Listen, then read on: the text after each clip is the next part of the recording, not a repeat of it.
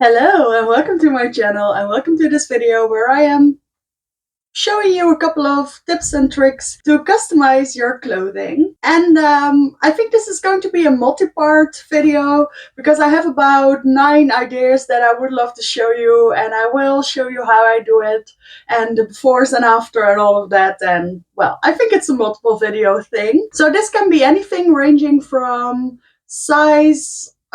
changing sizes, mending items, more of the taking care of your clothes part, all the way up to embroidering a blouse, or customizing in the sense of decorating and everything in between. So what I want to do today is I have a couple of leggings that I love, but they're not very high-waisted, so they roll down a little bit. They don't stretch high enough, and I think it's an easy fix because I just need to add something of a lace or a ribbon, something of a strand of fabric to make sure that I can tie it myself. I love leggings that have a little tie-up possibility, so I'm just going to create it for myself. Then I actually have a pair of pants that are my boyfriend's, that when he goes through the fabric on the seams, he sometimes asks me if I can mend it, just so he has a pair of pants to wear at home. He doesn't really wear them to work, but I figured I'd show you how I do that, and you can actually see that, yes, if you look very closely, it's still visible, but maybe you can still get some use out of your old clothing that way. And then finally, for my more creative project, I have a pair of tights that I want to draw on. I specifically chose these because they're already ripped. I can still wear them, it's fine. I always wear shorts over them. But I know this is going to get worse. So better that I try this out with a pair of tights that aren't brand new. And I figured this clear tight would be best because, yeah, you can see the drawings better. I actually accidentally gave away my textile markers. I meant to use them for this, but we're just gonna try it with Copic markers. They are alcohol markers, so they should remain after washing. I think I'll do hand wash though. See, this is why it's good to do a trial and error first. So without any further ado, let's get into this video. And yeah, subscribe if you like this kind of content. I do all kinds of fashion things. I love to do my makeup as well. Let me come a little bit closer. Actually, I have glitter on my eyes. I have little pearls and rhinestones underneath my eyes. I have this beautiful gloss. I'm just going to show you. I'm so excited about this one. It's 804 Rose Naïve from Chanel, and it looks quite intimidating in the tube, but it's this beautiful glossy pinky lip that's perfect when you have a little bit more face and eye makeup. So this is the best. So yeah, let's get started with our first project. So the leggings in question are this beautiful blue one, which is my absolute favorite. I've been looking for tights in this color as well, with no luck, because this is a beautiful light blue color. All you can get is this teal or cobalt blue, and they're cool, but I'm just not that into them. I love this color blue, but as you may be able to see, the rise is pretty low and I have to stretch them out quite a bit so they roll down, and I just feel very uncomfortable because I like everything to be tucked in a little bit more, so I never wear them. And these are actually even worse. I think they look a little bit better, but they're actually really short in the back. So they just, I don't know, it feels uncomfortable to know that something is not covering my behind fully. So these are actually the easiest to fix, because I noticed that the seam is actually not completely sewn on, but there are these little folds at every 10 centimeters or so. So I think I can just string a ribbon right through it like a little belt, and I think that's already it. So I wouldn't even need to make any permanent adjustments to this one. Of course, I didn't buy any new stuff for this. I tried not to. So I found this yellow ribbon. I think this was from a holiday packaging of the Bijenkorf. I think that's it. It's that little bit more plasticky kind of ribbon. I don't think I'm ever going to use this for a sewing project, so I figured I'd use it for this. It's definitely long enough. So let's give it a try. Let me show you properly. So this is what it looks like. It just completely folds open. but then it's sewn on to every decimeter or so. So what I thought we could do is just thread a ribbon like this.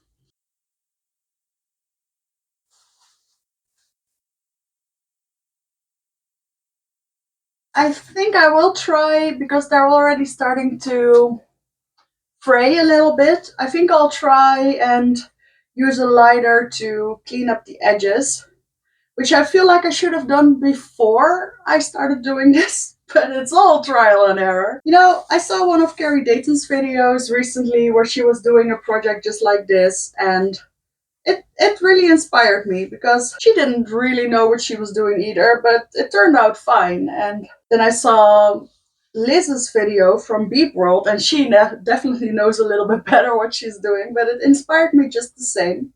So now we are moving to the final piece. I think this is exactly in front.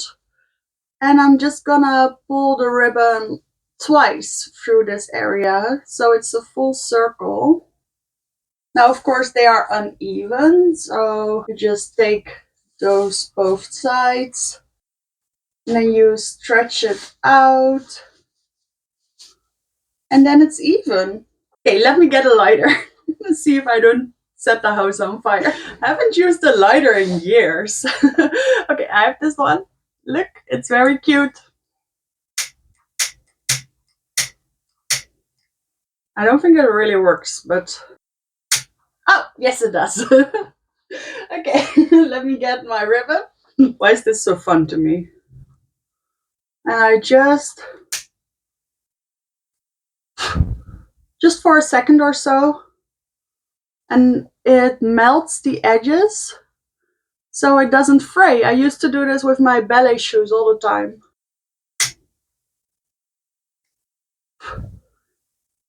And apparently it works for very synthetic ribbon as well.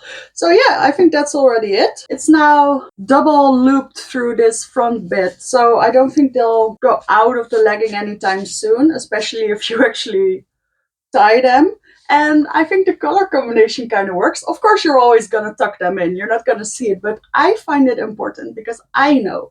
And I will always wear brown with sort of warm colors. So this works for me. Now, this one, I will need to do a little surgery on it in order to thread the ribbon, but there's still a good possibility to do it because the inside is actually completely double folded. And even though there are little seams going vertically as well, they aren't actually tying together the folded fabric. So it should still be possible to thread something underneath. In order to do this, I'm going to do it as high as possible towards the waistband, but still on the inner part of the fabric. So this is the back side. So I'm going to make a hole in the middle of the front side on the inside, just because then you don't see it. And I'm going to do it as high as possible so it's as high-waisted as possible. So this is the singular fabric, I just make a little incision right there. And by holding the fabric like this, I make sure that I only cut the inner layer. So now I have this little hole. Let me just check. See, it actually, because of this material, I don't think it's going to leave frays. But that is something that I should keep an eye on. If it frays in the wash or something, because then I'll need to make a solution for that. I think you could just stitch the edges of the hole, but I want it to be as flexible as possible, so I'm gonna try not to. And then for this one, I have this sagey green ribbon. I think it's from a tie-up dress. I think someone cut it off years ago and it somehow ended up in my sewing kit. And it's perfect because it's strong, it's long, and it's thin. Because we actually created a hole ourselves and I want it to be as thin as possible. So yeah, this should work. Now, in order to thread this through, you need to tie it to something. It actually works best with a little hairpin. So you just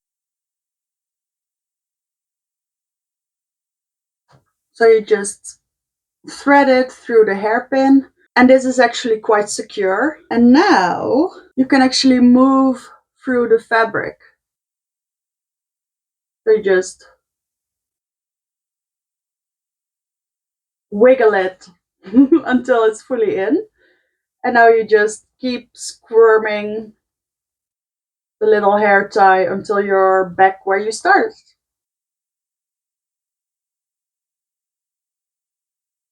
Okay, so I'm back at the beginning.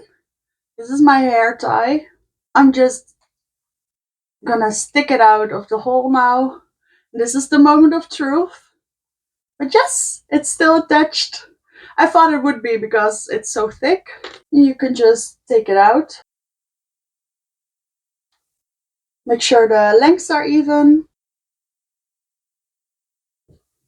Ta-da! I actually really like this color combination as well. And during moving it around, the hole actually never got bigger. See, the reason I felt safe doing this was because it was on the inside of the legging. I would never create such a hole with questionable edges on the outside. And also, if it does start fraying, I can still fix it easily and no one will ever see. But it's always better than not wearing something because it's uncomfortable. And now I can really hike it up, tie it securely, and it won't ride down. And I have my beautiful baby blue legging back. So that was the first project. Very easy, but something that I've been procrastinating doing for, I want to say, a year. They've just been lying in my closet and I've been thinking about doing this. But it took me actually making this video in order to do it, so I'm glad. The next project I want to tackle is my boyfriend's jeans. So this is the situation we're working with. It's fully ripped hair. It's what happens with jeans, right? It's where the most rubbing actually takes place. The first thing you want to check for this, and I know this because I've done this multiple times, is how thin the rest of the material is. Because if the rest of this fabric is very soft, very frayed, it wouldn't make sense to fix it anymore. It's just gonna tear really easily. But in this case, this fabric is actually still quite sturdy. It's a little bit thinned out, but it works. And actually, the rip is exactly at the seam, so you'll always need a little bit of fabric, so it'll be a little bit tighter. But if the pants are big enough, that really shouldn't be an issue. And the last thing I want to say is that you should really take at least like a centimeter, half an inch for your new seam, just because it's always going to rip a little bit. And yeah, if you do that, you should be able to wear these pants without really noticing anything, especially because this part of the jeans is very thick. So if I saw it on the back side of that, I don't think you'll actually see a lot when you turn it inside out, but that's what we're gonna find out. Like I said, at least now you can wear them around the house when it's not really important, no one's gonna look very precisely at your butt, then you can still wear them. So even though I have a giant sewing kit, this is what I usually use. It's just this little needle and thread case because it holds a lot of needles and it holds all the colors. I'm just realizing this now, but you could actually take a look at the thread that is used in the jeans and just use the same kind of color. They use this contrast stitching in sort of a beigey color. However, I think it will be more noticeable if I use that. So instead, I'm going to use the color that is closest to the jeans, which would be dark blue. And if I look at my little carousel, I don't think there's any dark blue left. So I'm gonna use this teal blue instead, which I think will work as well. Now, my grandma would not have liked me using this long of a thread, but I love it because it means I don't have to thread the needle so many times. So I just use a big long strand and I'm sure it's fine. I just loop it and tie it twice, which my grandma also did not like to do. And I start a little bit further away than you would need to. So the rip actually starts here, but I'm going to start a little bit higher than that because I anticipated ripping a little bit more.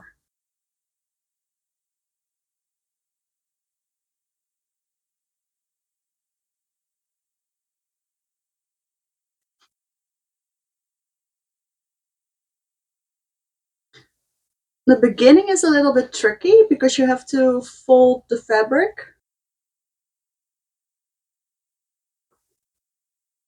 And of course, you can't really use both hands because the surface area is too large. So what I usually do is I mark where I need it to be in this side, and then I mark where I need it to be in this side.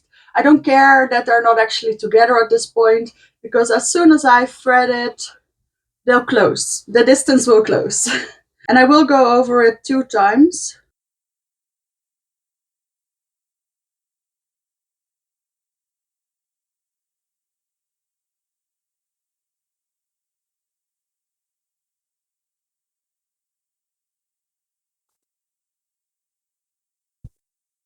So what I'm gonna do now is actually, instead of just putting the gap or closing the gap, I'm just gonna overlay the fabric a little bit more.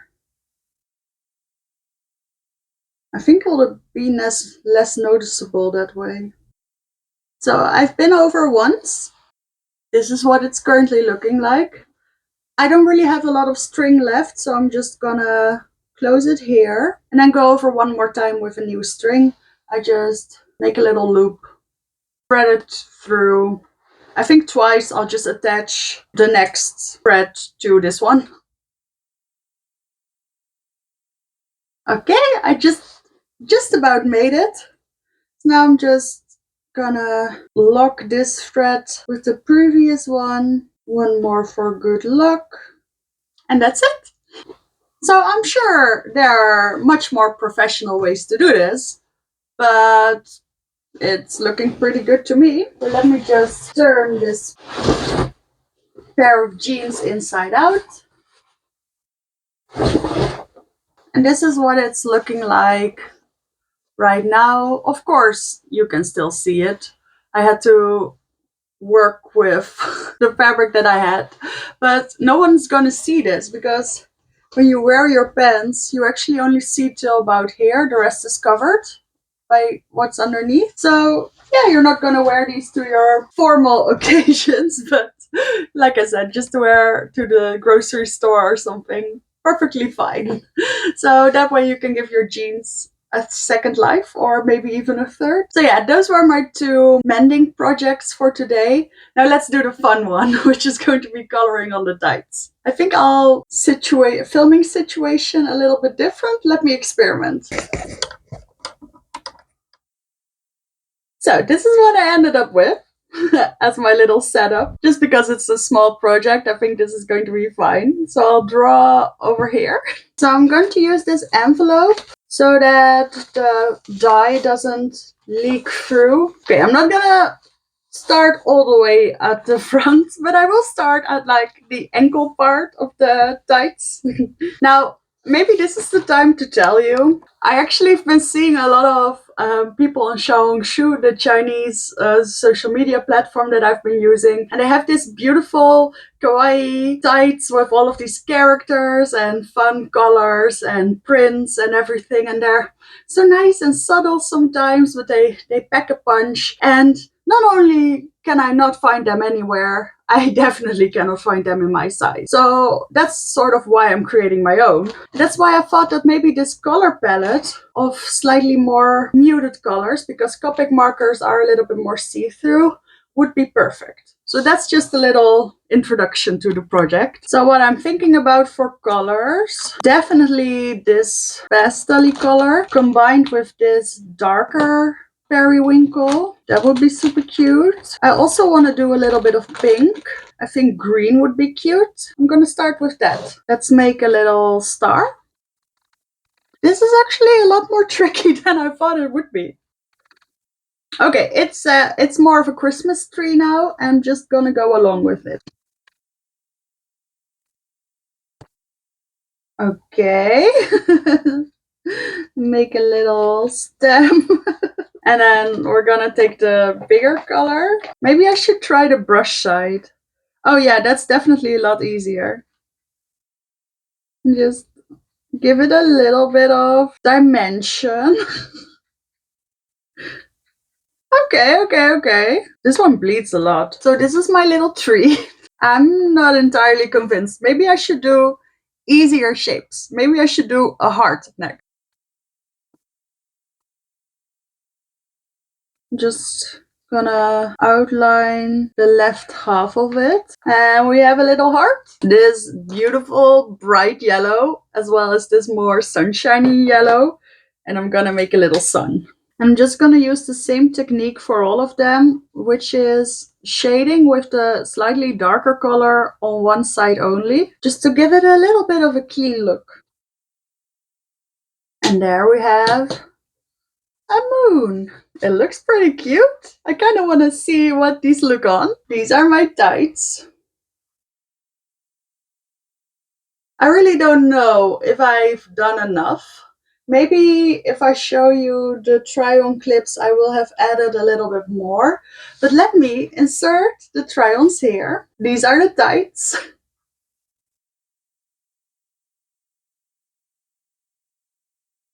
And well, I'm really not going to show you these pants on because my boyfriend doesn't like to be on camera, but just believe me, he still wears them.